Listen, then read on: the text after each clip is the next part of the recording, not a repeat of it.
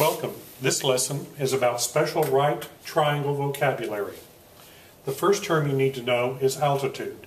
Altitude is the height of a triangle.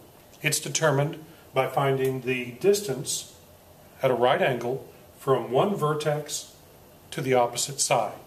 This would be a height, an altitude, or this could be the altitude.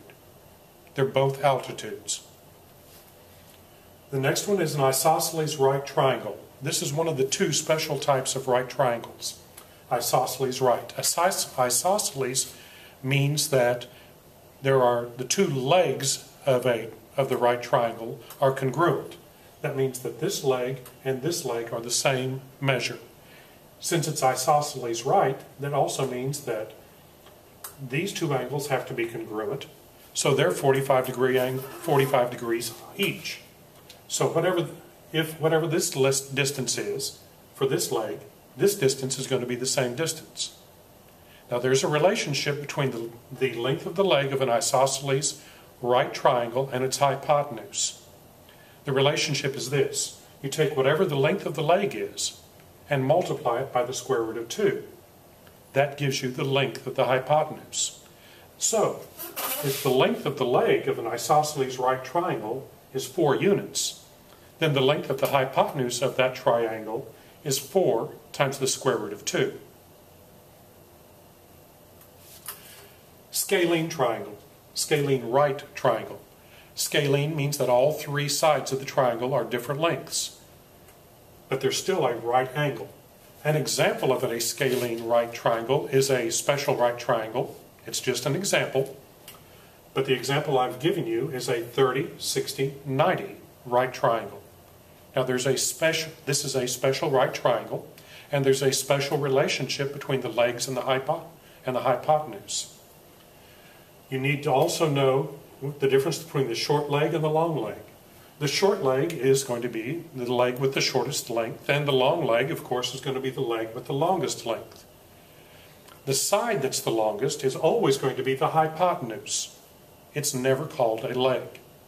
The only thing that is called a leg are the 2 sides that form the right angle of a right triangle. These are the legs. This is the hypotenuse. The relationship is this. The side opposite the 30-degree angle is the smallest side, so that's going to be x. That's the shortest side. To find the length of the hypotenuse, you double whatever the shortest leg is. So if this one is x, the short leg is x, then the hypotenuse is 2x. The long leg is equal to whatever the short leg is times the square root of 3. For example, if we have a short leg that is 4, that means the hypotenuse is going to be twice, so the length is going to be 8 units.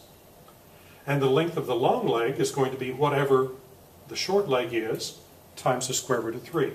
Here, the short leg is 4, so the long leg is going to be 4 times the square root of 3. We also, on this lesson, will have to be able to simplify a radical. Simplifying a radical simply means this. You have a square root of a number.